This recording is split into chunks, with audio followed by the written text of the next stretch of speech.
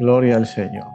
Así que entramos en capítulo 2 del libro de Jacobo, mejor conocido como Santiago. Y lo voy a leer de la traducción Reina Valera 1960.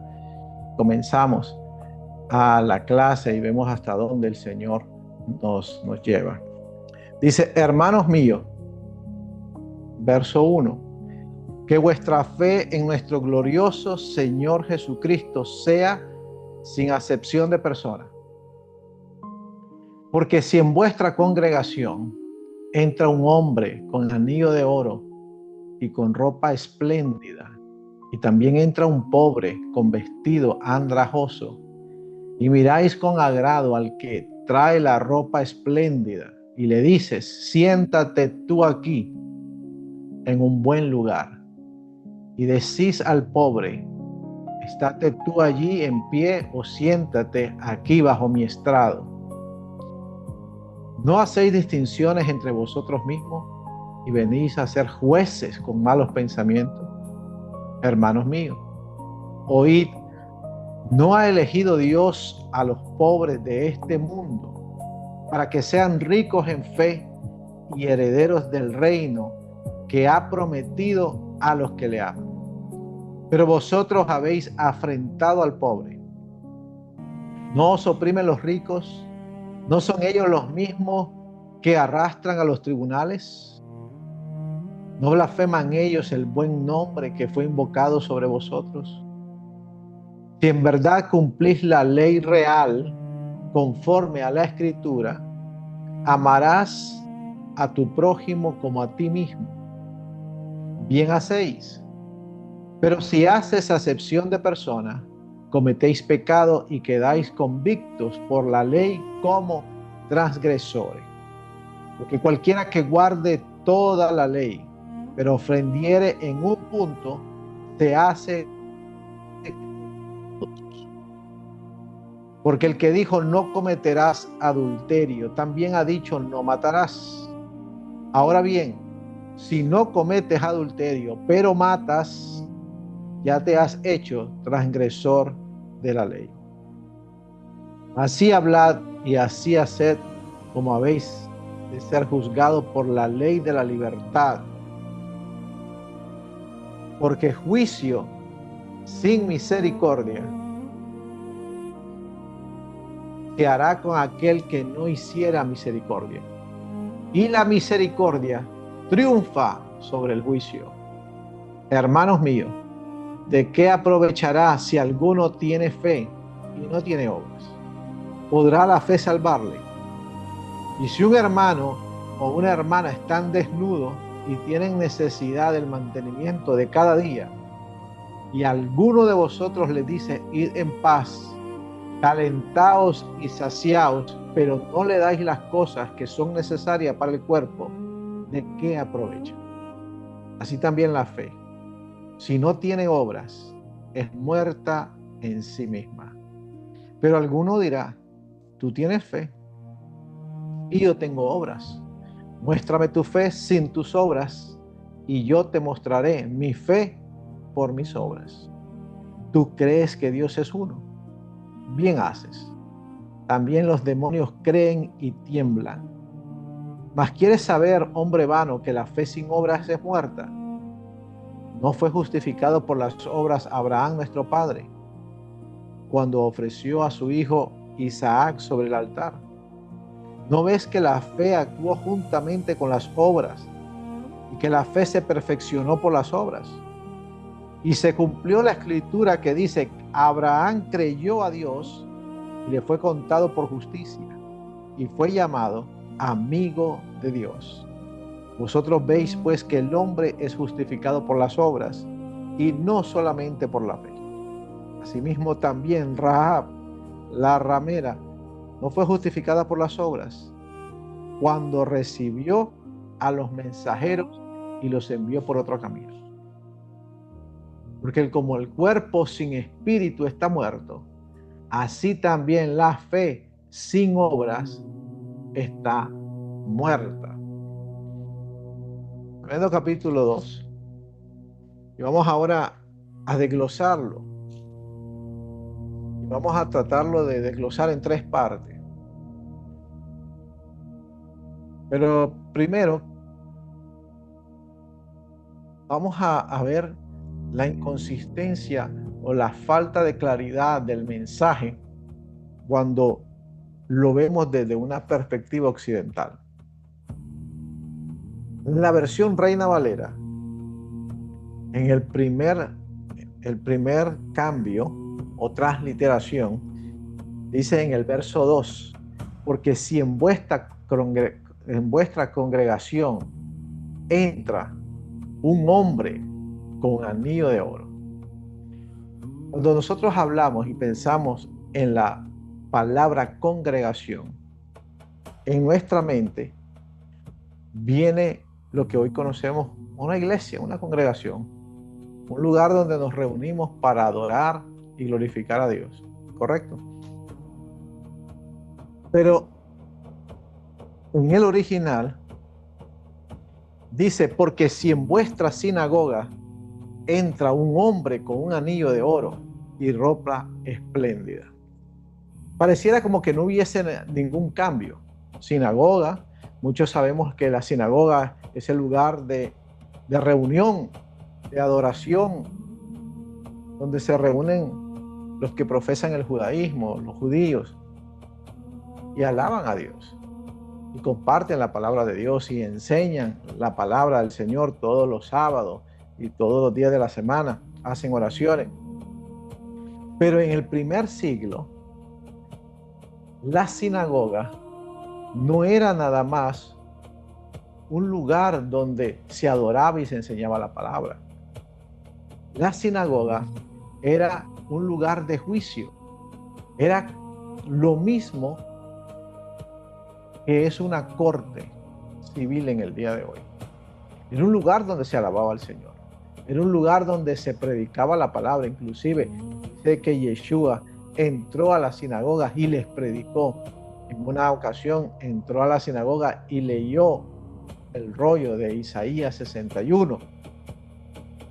Pero cuando nosotros leemos esta palabra y dice, porque si en vuestra congregación entra un hombre con un anillo de oro, con una ropa bonita, y también entra un pobre con un vestido andrajoso, y miras con agrado al que trae ropa espléndida y le dice, siéntate aquí en un lugar privilegiado. El apóstol aquí no está hablando de unos ujieres de la iglesia, unos servidores de la iglesia, que cuando entran por la puerta, si la persona llega bien vestida, la sientan adelante. Si una persona llega más o menos como indigente, un desamparado, un habitante de la calle, lo ponen en la esquinita. No, él no está hablando de esto. En el primer siglo, cuando dice congregación, la palabra era sinagoga, y no solo era un lugar de oración, sino servía como un tribunal civil y religioso de la comunidad judía en ese tiempo. Era en el lugar donde se llevaban las personas por un problema que tenían, una situación civil, un divorcio, problemas que habían entre un hermano al otro que le había robado algo. Era el lugar donde se juzgaba. La palabra de Dios nos dice que nosotros somos legisladores en este mundo. Sabemos que Dios nos ha dado una ley. Nos ha dado la ley de la palabra. Nosotros la conocemos como la palabra de Dios. Están los mandamientos de Dios. Inclusive sabemos que son alrededor de 613 mandamientos. Lo que nosotros hemos entendido que es la Torá. Los primeros 5 libros del Antiguo Testamento. Y hay leyes y hay normas civiles. Inclusive hemos leído que ahí donde habla del salario justo, habla de que cuando alguien trabaja, no te pases los días para pagarle, que use balanza justa. Y todo esto no está hablando meramente de cómo orar. Porque si la ley de Dios, si las instrucciones de Dios fueran solamente para el ámbito espiritual, no se metería el Señor describiendo que no oprimas al afligido, que aquel que tiene necesidad no le prestes con interés, sino que lo ayudes. Y comienza el Señor a enseñarnos una norma de vida social. Entonces, ahí era en la sinagoga donde se llevaba a juzgar a las personas. Y el apóstol Santiago escribe y dice que hay algo que tiene que regir en nosotros. Y es en este sistema judicial que no debemos distinguir entre aquel que tiene una posibilidad mejor de ganar un caso ante aquel que no tiene la posibilidad de ganarlo. Vamos por favor al libro de Levíticos, capítulo 19. Libro de Levíticos, capítulo 19, en el verso 15. Levítico 19, verso 15.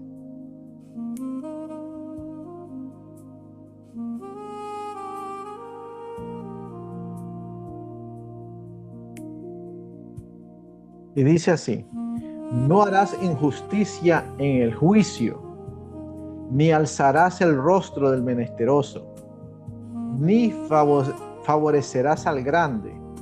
Con rectitud juzgarás a tu prójimo. ¿Qué pasaba?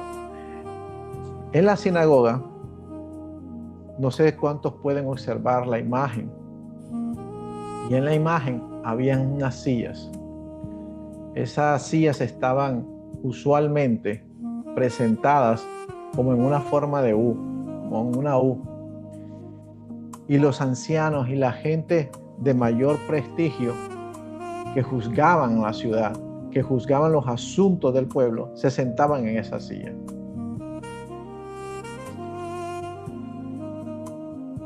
Y si nosotros vamos al libro de Proverbios, Proverbios capítulo 31, vamos allá solo para hacer referencia. Proverbios capítulo 31.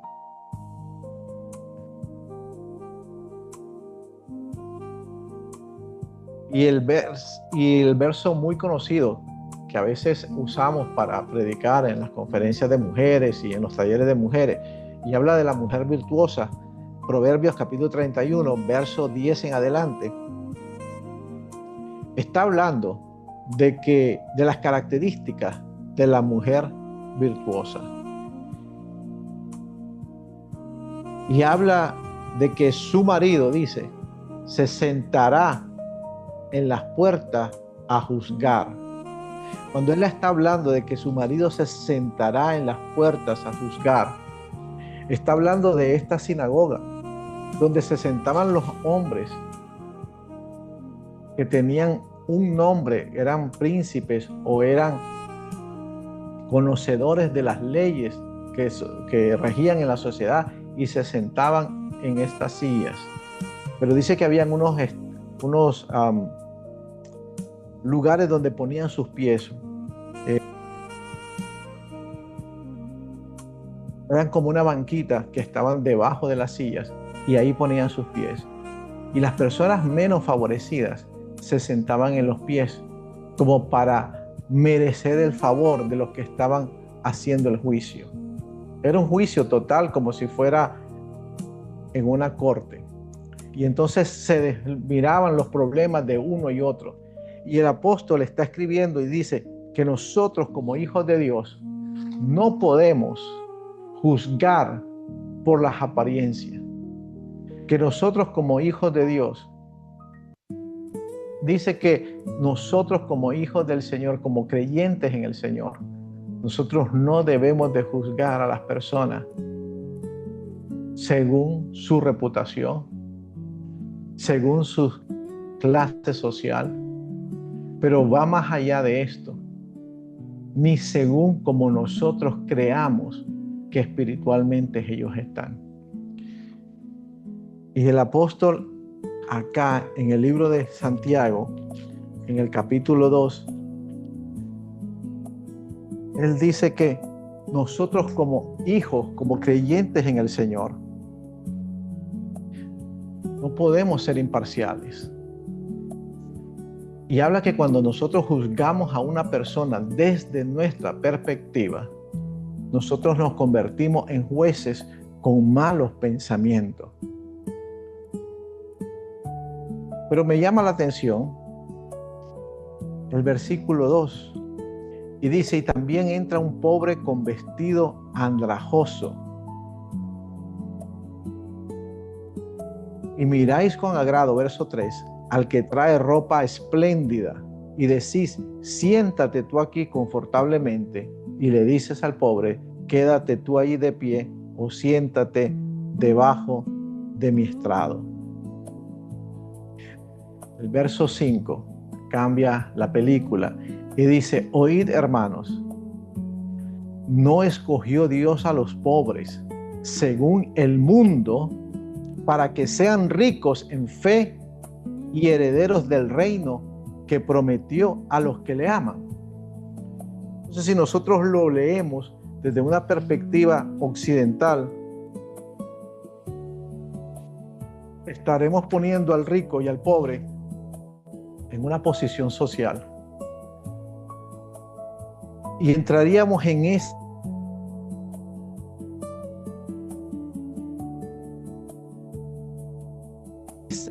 por mucho tiempo que el pobre está más apegado a Dios y que el rico está más lejos de Dios. Y esa es una falacia. Eso es una distorsión de la verdad. Porque las riquezas, cuando son bien tenidas en el corazón, te acercan más a Dios. O te dan una responsabilidad mayor delante de Dios. Y pobre no meramente tiene que ver con posesiones materiales. No necesariamente tiene que ver con una posición social. Y lo vamos a ver desde la perspectiva hebrea. Porque las palabras etimológicamente tienen su peso para que nosotros podamos entender qué es lo que está hablando el apóstol en este capítulo 2. Y dice el verso 5, no escogió Dios a los pobres según el mundo para que sean ricos. La palabra pobre, desde la raíz hebrea, es la palabra aní. Aní es pobre en hebreo. Pero no solo está hablando de una persona que carece de dinero, sino está hablando de una persona afligida. Pero viene de esta raíz, aní, y se transmuta en una palabra en hebreo que es anabá. Y anabá tiene que ver con humildad. Cuando el apóstol usa la palabra pobre en este capítulo 2, está hablando de una persona que depende completamente de Dios para sobrevivir. Por eso Yeshua dijo, bienaventurados los pobres en espíritu. No está hablando de una pobreza material, sino está hablando de una pobreza espiritual. Un pobre espiritualmente no es aquel que le falta beneficio de Dios, sino es aquella persona que ha entendido que esa persona depende completamente de Dios para sobrevivir. En el área emocional, en el área física, en el área material. Cuando una persona depende totalmente de Dios, es una persona humilde. Por eso el apóstol dice, humillaos bajo la poderosa mano de Dios para que Él os exalte cuando fuese tiempo. Entonces aquí está hablando y dice en el verso 5, oíd hermanos míos, no escogió Dios a los pobres según el mundo. Según el mundo, una persona que vive completamente esperando en Dios para sobrevivir, según el mundo es una persona pobre. Según la vista de Dios, es una persona humilde que ha entendido que su sobrevivencia, su supervivencia en este mundo está a merced de Dios. La palabra rico, desde la perspectiva hebrea, es la palabra ashir. Ashir es una persona con posesiones materiales. Pero mire que estudiando estas dos palabras, llegué a entender algo. Una persona rica con posesiones, la palabra ashir, enseña que es una persona que está en peligro de caer en soberbia. Aunque lo creamos o no desde nuestra perspectiva, una persona que tiene posesiones en este mundo, espiritualmente, tiene una tremenda responsabilidad. Tiene una tremenda responsabilidad. Porque las riquezas, si toman control de su corazón, es una trampa segura para caer en la soberbia. Todos sabemos ese refrán tan famoso que dice, poderoso caballero es don dinero. Y nosotros sabemos que en la sociedad en la cual vivimos, el dinero, el amor al dinero, no el dinero, el amor al dinero corrompe los corazones y hace que las personas caigan y los sistemas políticos, sociales y religiosos sean corruptos. Pero desde la perspectiva de Dios, cuando Dios le da la oportunidad a una persona en ser rico o tener posesiones, Dios le está depositando una gran responsabilidad y tiene mucho más veces la posibilidad de caer en soberbia. Por eso Yeshua dijo, es más fácil que un camello entre por el agujero de una aguja, cuando hablaba de una puerta pequeña donde era difícil que entrara el camello por la joroba, a que un rico o alguien que ame la riqueza entre en el reino de los cielos. ¿Por qué? Porque una persona que ha poseído bienes, y no vamos a hablar en esta noche solo de las personas multimillonarias, un Elon Musk, un Donald Trump, un Jeff Bezos, o otras personas que a lo mejor usted conoce, que tienen bastante o muy buena posición económica en la sociedad. Estamos hablando de personas que a veces Dios nos ha bendecido con un hogar estable, con un techo, entre comillas, seguro, con un vehículo, y a veces con poco nos llenamos de soberbia. Y cada posesión que Dios nos permite tener, cada bendición material que Dios nos permite tener, la pesa de responsabilidad en nosotros es mayor. Y el peligro de volvernos soberbios por lo que Dios nos ha dado es mucho mayor. Por eso dijo Yeshua, es muy difícil, es muy difícil. No dijo que era imposible, sino que muy difícil. Porque para pasar por el hueco, por el hoyo de una aguja, el camello tenía que doblar las patas. Y tenían que ponerle algunas veces como un ungüento o aceite en la joroba para que resbalase empujando y entrar en esa puerta estrecha. Todos conocemos la imagen de un camello, o hemos visto un camello en la vida real, o lo hemos visto en alguna imagen, pero sabemos que el camello es un animal grande, es un animal con patas grandes, largas, y le toca doblarse. para poder tocar el suelo. Y eso es lo que el apóstol habla en este segundo capítulo. Y dice, por favor, no se hagan ustedes imparciales, sino dice,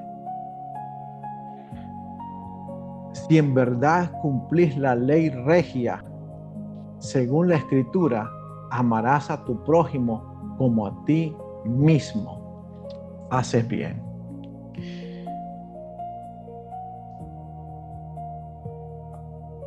Y cuando nosotros vamos a la palabra, gloria al Señor, me puse a buscar la gematría de estas palabras rico y pobre. Porque si la palabra menciona y dice que no haga distinción entre el rico y el pobre, entonces significa que Dios nos quiere pobres. Significa que Dios nos quiere como personas sin posesiones. Significa que Dios nos quiere que nosotros estemos mendigando el pan. Y cuando nosotros vamos a estudiar las palabras en sí, entenderemos lo que Dios dice. La palabra Ashir, que en hebreo es rico, es una persona que tiene posesiones económicas, pero que aparte Dios le ha dado una gran responsabilidad, una tremenda responsabilidad. Y que es una persona que es propensa a caer en soberbia. Y nosotros hemos estudiado que cada palabra en hebreo está escrita en diferentes letras hebreas que tienen un valor numérico que llamamos como gematría. Algunos la conocen como numerología, pero bíblicamente es gematría. Y la palabra Ashir, para los que toman nota, está escrita con la letra Ayin, que su valor numérico es el número 70. La letra Shin, que su valor numérico es el número 300. La Yud, que es la número 10, el valor numérico 10. La letra Resh, el valor numérico es el número 200. Y cuando nosotros sumamos el valor numérico de cada letra, el Ayin, el Shin, el Yod, el Resh, 70 más 300 más 10 más 200 da un total de 580. Los que están apuntando, apunten que la palabra rico, Ashir, tiene un valor numérico de 580. La palabra que describe al pobre, y que dijimos que pobre no es solo una persona carente de dinero, sino también una persona que está afligida. Y también una persona que depende completamente de Dios para sobrevivir. Y esa palabra está descrita con la letra Ayin, que el valor es 70. La letra Nun, que el valor es 50. La Yod, ya la mencionamos, que es el valor número 10. Y esas tres letras, que serían 70 más 50 más 10, da un total de 130. Entonces, la palabra en hebreo, Ashir, que es rico, tiene un valor numérico de 580. Y la palabra pobre, Ani, tiene un valor numérico de 130. Cuando usted resta 580 menos 130, la resta de esa ecuación matemática da igual a 450. 450. La palabra da, de dar, en hebreo es ten, ¿correcto? Y tiene ese valor numérico que la letra es la taf y la nun, 400 más 50. Entonces, El resultado entre el rico y el pobre, el valor numérico es 450, que significa dar. Entonces, según este cálculo de gematría, lo único que separa espiritualmente a una persona rica del pobre, la única diferencia ante los ojos de Dios es la acción de dar. Es la acción de dar. Cuando una persona da, inmediatamente se para de la posición de rico y pobre y delante de Dios cumple con su responsabilidad. Y Dios bendice aún más desde la bendición de Dios con aquel que da. Por eso la palabra dice, Dios da pan al que come y semilla al que siembra. Dios no vino a hacer una diferencia entre el rico y el pobre. Dios a veces, y por eso cuando aquella mujer trajo el perfume de alabastro, dice la palabra que lo rompió y era carísimo, carísimo, carísimo. Y usted conoce la historia. Y Judas dijo, Señor, qué desperdicio. Hubiésemos agarrado ese perfume, lo hubiésemos vendido y lo hubiéramos dado a los pobres. Estaba bien el corazón de Judas. Sí, porque eso es lo que había enseñado el Señor. Y eso es lo que se mantenía en la ley que está escrita en Levítico 19, verso 15. Amarás a tu prójimo como a ti mismo. Pero Yeshua permitió esto con una enseñanza profunda y le dijo, Judas, no te preocupes, a los pobres siempre los tendrás. Pero lo que esta mujer está haciendo es necesario que lo hubiera hecho.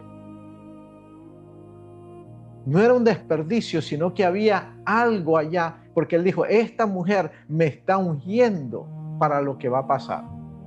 Pero no te preocupes, Judas, a los pobres siempre los tendrás. Por eso el apóstol en el verso 5 dice, no escogió Dios a los pobres, según este mundo, para que sean ricos en fe y herederos del reino que prometió a los que le aman. Muchas veces las necesidades que Dios va a poner enfrente de nosotros es para probar nuestro corazón. Es para ver dónde está nuestra fe y para ver dónde está el amor que tenemos los unos a los otros. Y cuando Dios nos bendice, cuando Dios te bendice material, económicamente, con bienes, con posesiones, con comida, es también para probar tu corazón. A ver si vas a pensar solamente en ti y en los tuyos, o le vas a abrir la mano a aquellos que necesitan. Esta epístola, la carta de Santiago, la carta de Jacobo, trata explícitamente con una fe activa, con una fe no solo de alabar a Dios en un lugar, un día a la semana, no con solo orar en tu casa cuando te levantas o cuando te vas a acostar, no solo con leer las escrituras, sino que esa misma fe se transfiera a la calle y no hacer acepción de personas.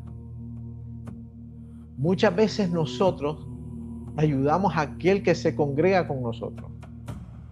Muchas veces cuando personas se van de la congregación o se van del lugar donde nosotros nos reunimos a adorar a Dios por X o por Y motivo, cambiamos con las personas. Y el Señor nos está hablando que dice que eso no es el corazón de Dios. Que no está hablando plenamente de una de un sistema social, de un rango social, sino está hablando de que cuando juzguemos, porque está hablando cuando alguien entra en la sinagoga y estamos pensando que sinagoga es solo un lugar de adoración. No, sinagoga es un lugar donde se juzgan las cosas del diario. Pero si solo le vas a ayudar a aquellos que te caen bien, si solo le vas a ayudar a aquellos que se congregan contigo, si solo le vas a ayudar a aquellos que conocen, entre comillas, a Dios, entonces estamos siendo parciales. Y él dice, no hagan distinción.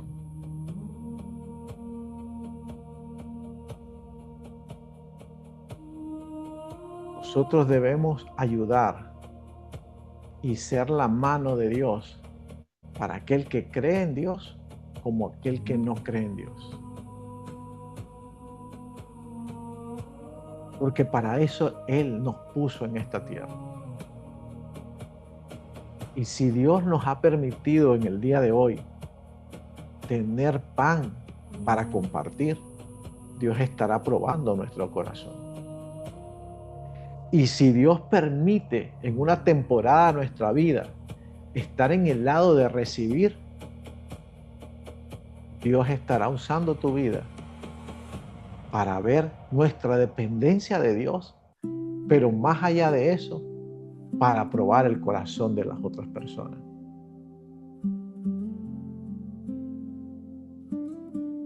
Mire lo que dice el verso 8.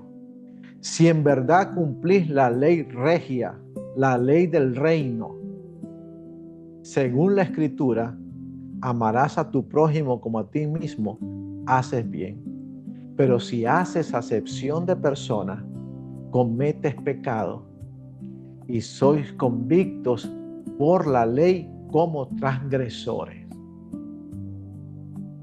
Nosotros hemos visto la palabra transgresores. Y la palabra transgresores no está hablando meramente de pecado. La palabra transgresores, nosotros hemos estudiado que hay 3 palabras que denotan fallas delante de Dios. Está el pecado, están las transgresiones y están las iniquidades. Y transgresiones es aquella persona que con un corazón rebelde van en contra de lo que Dios ha hablado.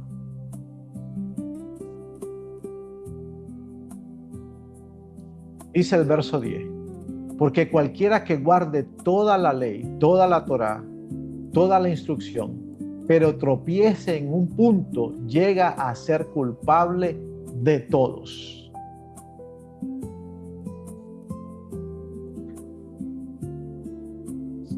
La instrucción de Dios es una instrucción orgánica. La ley de Dios es como si fuese un espejo. Usted deja que un espejo se golpee en la esquina y no solo se rompe la esquina del espejo, usualmente se fractura todo el espejo. Cuando el espejo cae en una esquina, se rompe, usualmente no solo se parte la esquina, como el espejo es una estructura indivisible, se fractura el espejo. El apóstol Santiago nos está diciendo que la ley de Dios, la ley del reino, es como este espejo, que si nosotros violamos el amor al prójimo, rompemos la totalidad del pacto. Hay un libro que se llama el Midrash, y el Midrash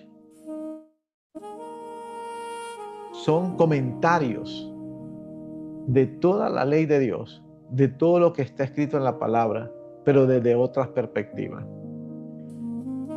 Y me gustó algo que dice el Midrash. Y dice que Dios creó al mundo con justicia, con reglas, con normas. Pero él vio que el mundo no podía sostenerse solo en leyes y en normas. Así que antepuso la misericordia.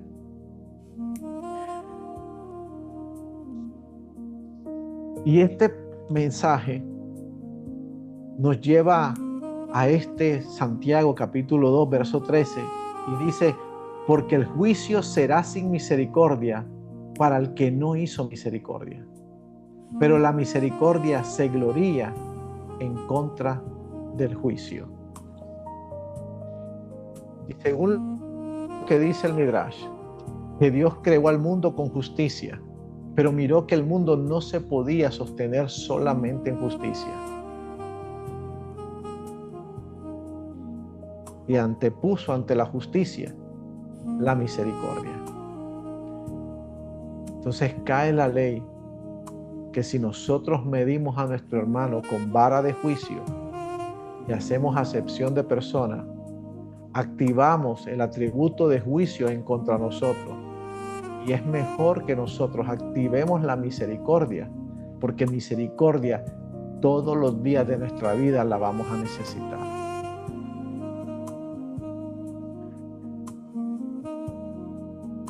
Por eso cuando nosotros tengamos una situación delante de nosotros,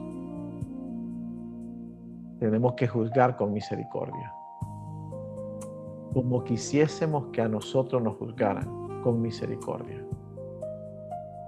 Por eso el Señor habla en su palabra y dice, antes que saques la pajita, la paja que está en el ojo de tu hermano, saca primero la viga que está en el tuyo.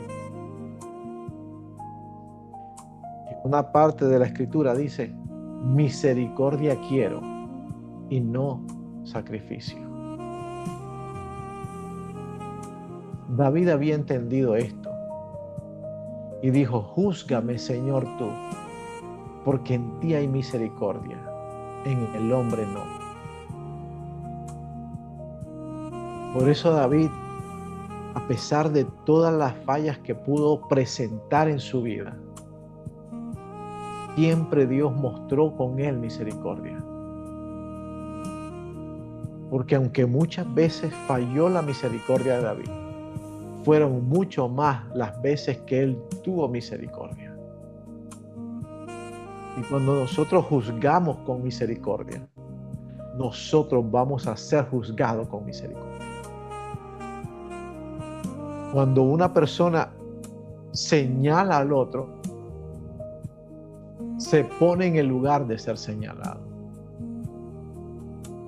Y ninguno de nosotros somos tan perfectos para no caer en un juicio. Eso no significa que nosotros vamos a justificar nuestras acciones incorrectas, porque tenemos una palabra, la instrucción de Dios, que es la que nos corrige. Pero la misericordia de Dios tiene que estar por encima de todo en nuestra vida. Aun cuando el pueblo de Israel tenía cansado a Moisés, Dios probó el corazón de Moisés. Cuando Dios le dijo a Moisés, voy a quitarte a este pueblo, lo voy a raer, lo voy a matar, porque ya no aguanto sus quejas, murmuran todo el tiempo contra mí.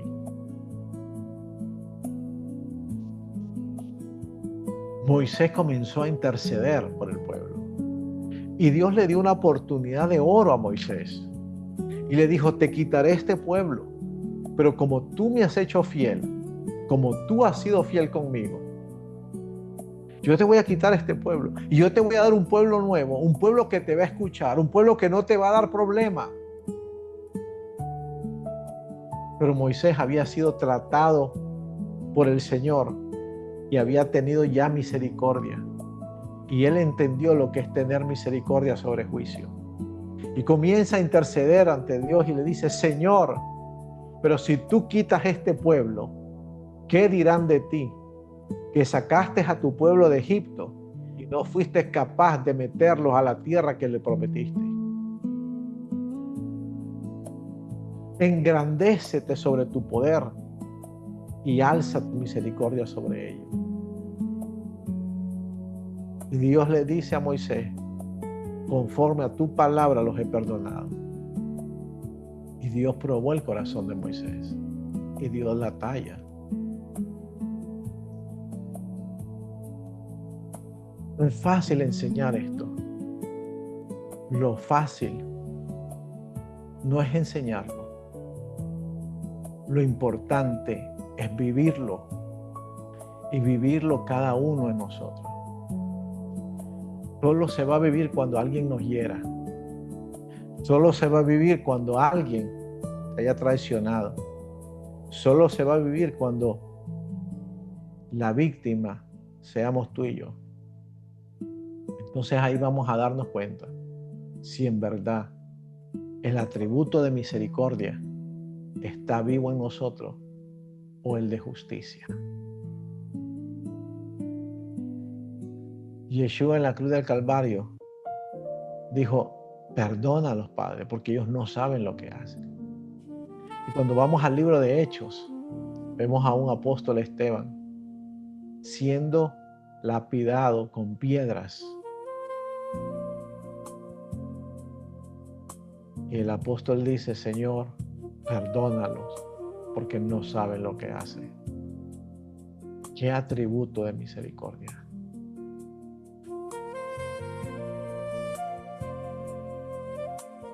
A veces pensamos que Dios no nos usa o no nos bendice porque nos falta algo, porque no somos capaces de llegar a la estatura que Dios quiere para nosotros.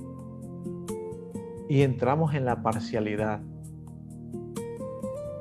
Pero Dios no te bendice por lo que tú haces, por lo que yo hago. Dios nos bendice por sus misericordias. A veces nosotros podemos juzgar a alguien que falló hoy o que conocimos su falta hoy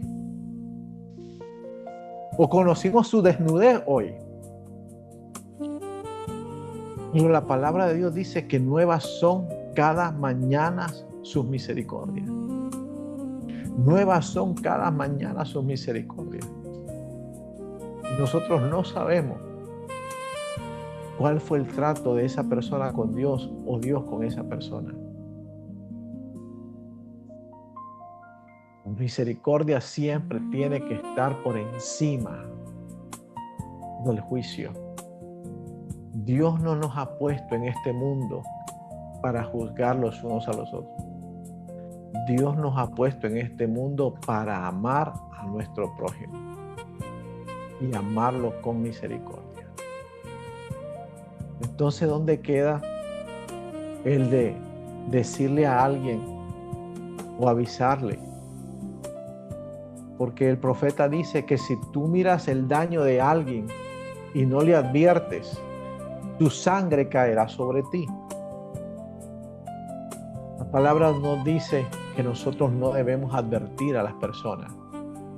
Y dice la palabra, si alguien ha cometido pecado contra ti, que has visto que algo ha pasado, tú acércate a él y hazlo entrar en razón. Entonces, no es que no podamos decirle a alguien, le tenemos que decir, pero con misericordia. Tenemos que enseñar la palabra, no desde el punto del juicio, sino desde el punto de decir lo que Dios dice en su palabra, pero siempre con la misericordia. Si nosotros leemos los profetas siempre denunciaron lo que estaba mal delante del Señor en ese momento. Siempre denunciaron lo que Israel estaba haciendo en contra de lo que Dios le había mandado hacer.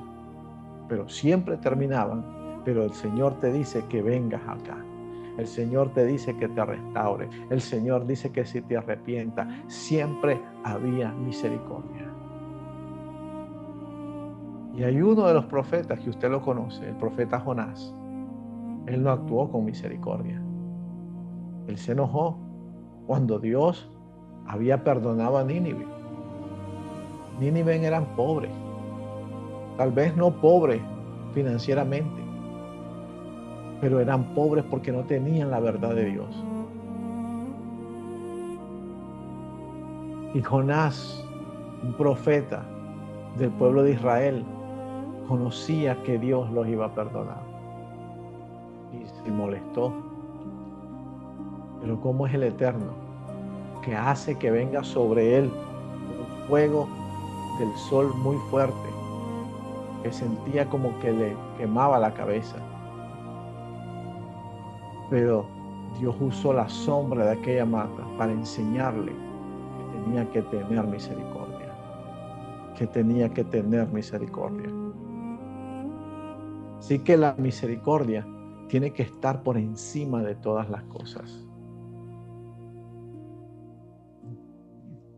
Vamos al verso 14.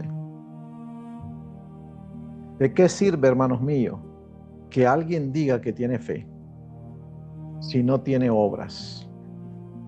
Voy a leerlo de la versión Reina Valera para estar acorde con los demás. Hermanos, ¿de qué aprovechará si alguno dice que tiene fe y no tiene obras? ¿Podrá la fe salvarle?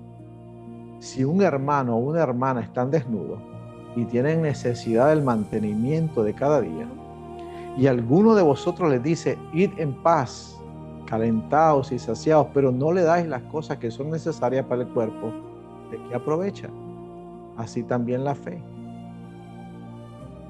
La fe sin obra es muerta en sí misma. Pero alguno dirá, tú tienes fe y yo tengo obras. Desde la perspectiva bíblica, la fe siempre anda con pies. La fe siempre anda con manos, bendito sea el Señor. Es imposible tener una fe y no actuar. O es imposible actuar sin tener fe. Eso es lo que describe el apóstol Jacobo Santiago en esta parte. Y el verso 19 golpea la teología de esta gente en este primer siglo. Dice el verso 19 del capítulo 2 de Santiago: tú crees que Dios es uno, bien haces. También los demonios creen y tiemblan. En el verso 19, donde está hablando, tú crees que Dios es uno, el apóstol escribe y se está haciendo referencia a la oración que hace todo judío creyente en la mañana y antes de acostarse, el Shema Israel. Oye Israel, que está en Deuteronomio 6:4, oye Israel, el Señor nuestro Dios uno es. Y el Señor no nos está llamando a tener un ritual impecable, una oración perfecta todas las mañanas, pero que esa oración perfecta, que ese devocional perfecto no afecte nuestra manera de ayudar al otro, de ayudar al necesitado. Y él le dice, tú crees que Dios es uno, tú crees en lo que tú profesas, que Dios es uno, que Dios es poderoso, que Dios es el único, que Dios es el Dios de lo imposible. ¿Sabes qué?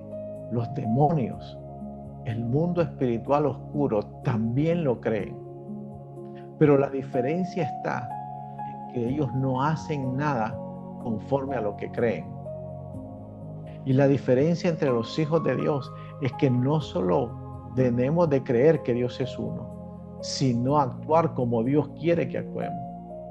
Por eso en el capítulo 1 el Señor, hablando a través del apóstol, dice, pero no sed oidores olvidadizos, sino hacedores de la palabra. Y Él da un ejemplo perfecto. Dice, si tu hermano le falta el pan, no solo ores por él, ayúdalo con algo. Si tu hermano está pasando por una necesidad emocional, física, no solo ores por él, ayúdalo. Muchas veces queremos solo ser bendecidos para nosotros estar bien. Pero la fe que el Señor nos reta todos los días es no solo a ver que estemos bien nosotros, sino que las personas que Él pone al lado de nosotros estén bien en lo que nosotros podamos ayudarle.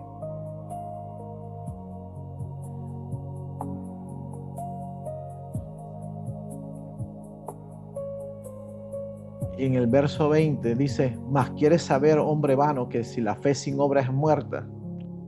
Verso 22, ¿no ves que la fe actuó juntamente con sus obras y que la fe se perfeccionó por las obras?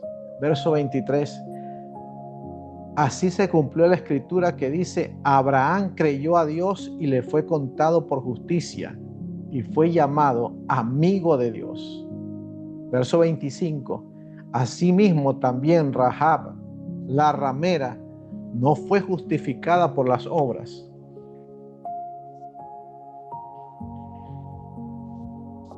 Y ya para ir terminando este capítulo 2,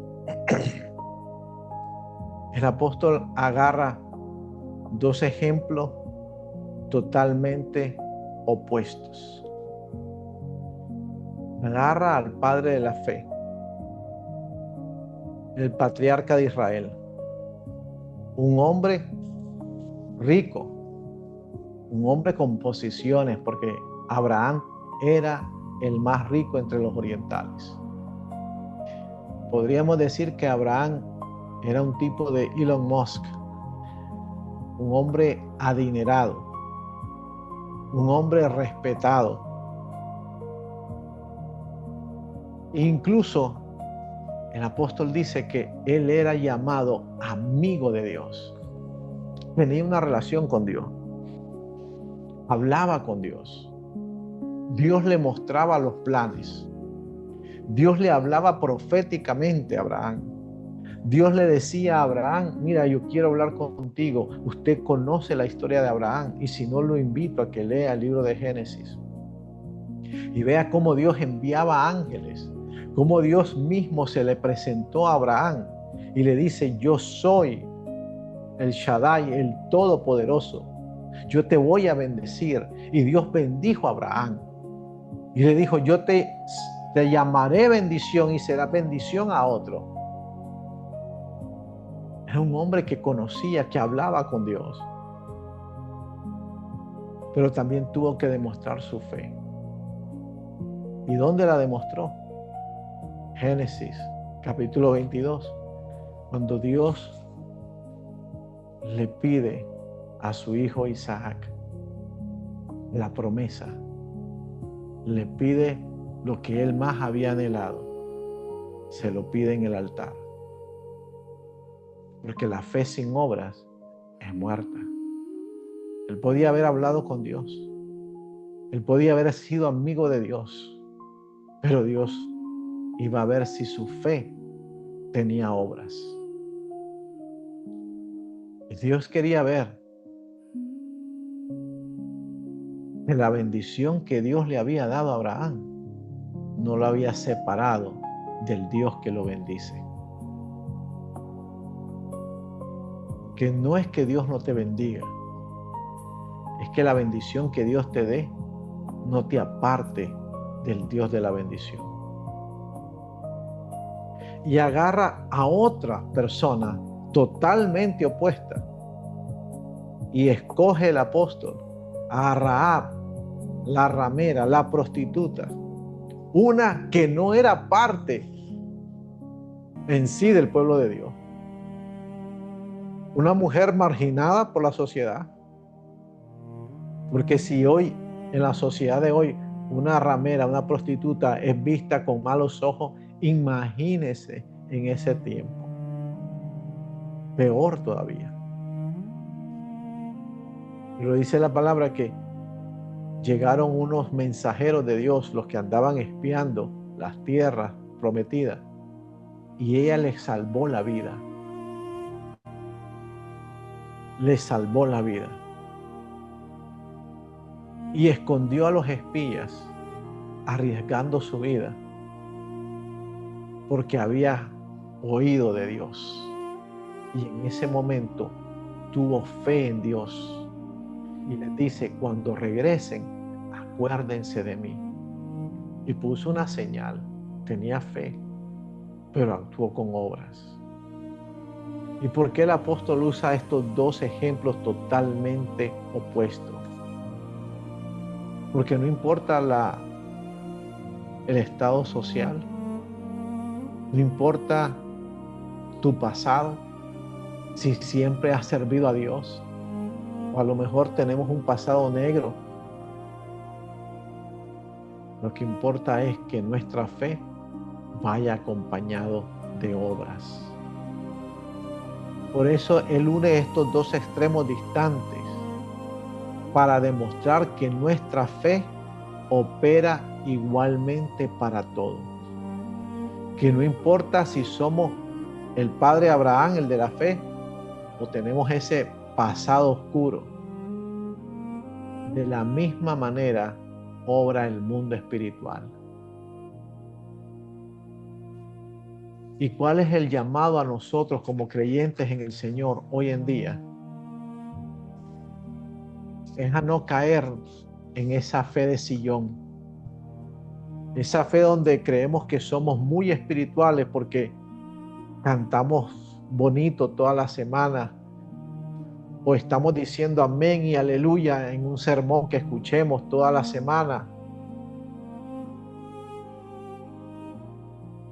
sino que nuestra fe tiene que ser guiada por decisiones prácticas en nuestra vida diaria y con generosidad, sin acepción de personas y teniendo misericordia.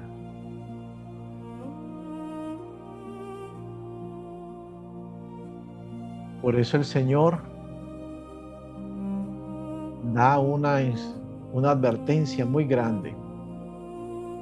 Y dice, en aquel día, muchos profetizarán y dirán, Señor, en tu nombre profetizamos, en tu nombre echamos fuera demonios, en tu nombre sanamos a los enfermos. Y Él dirá, apártate de mí, no te conocí, hacedor de maldad.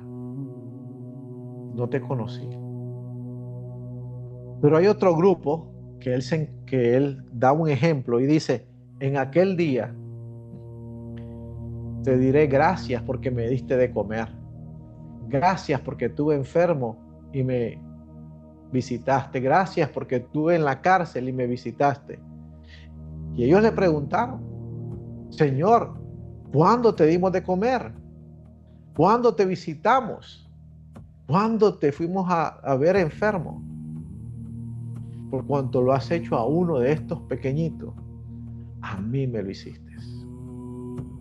Y a los otros que profetizaron en su nombre, que sanaron enfermos, que hicieron milagros, les dijo, apartados de mí, hacedores de maldad, no los conocí.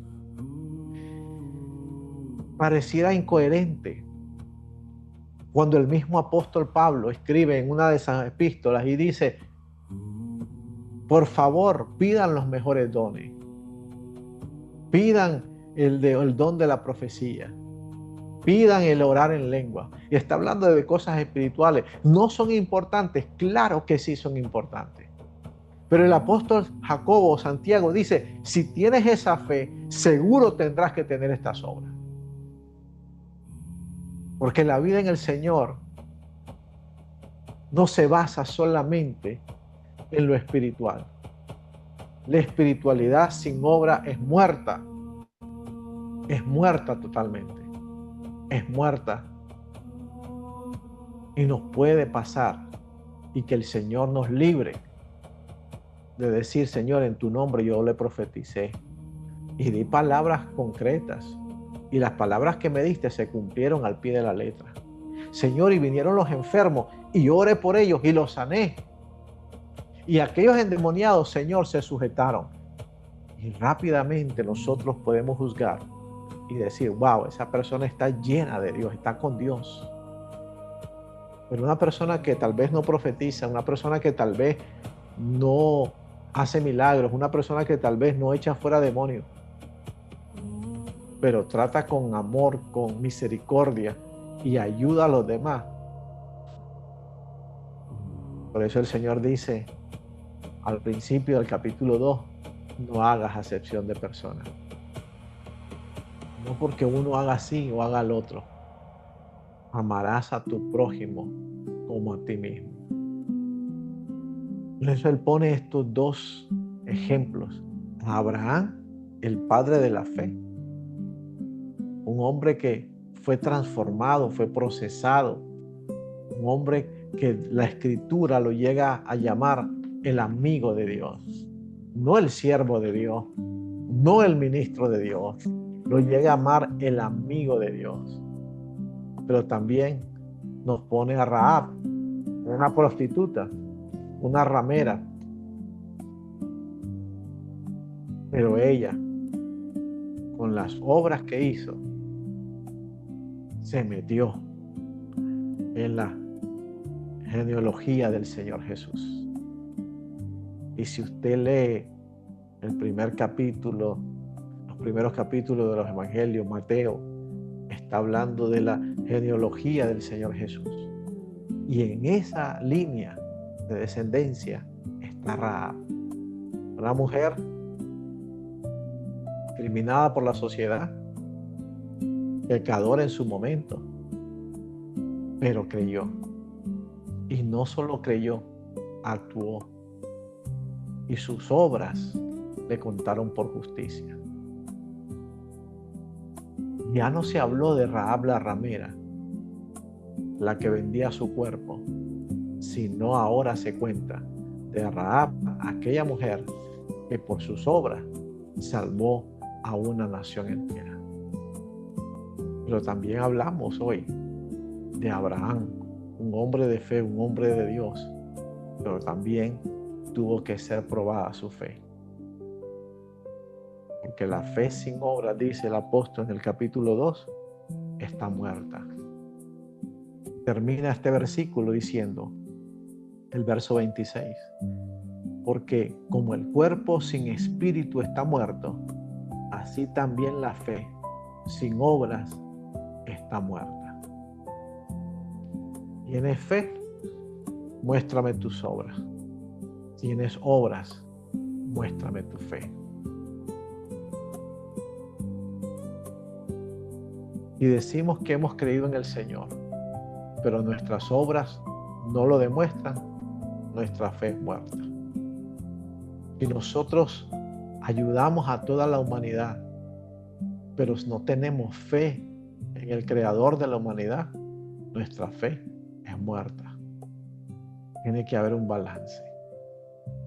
Tiene que haber un balance.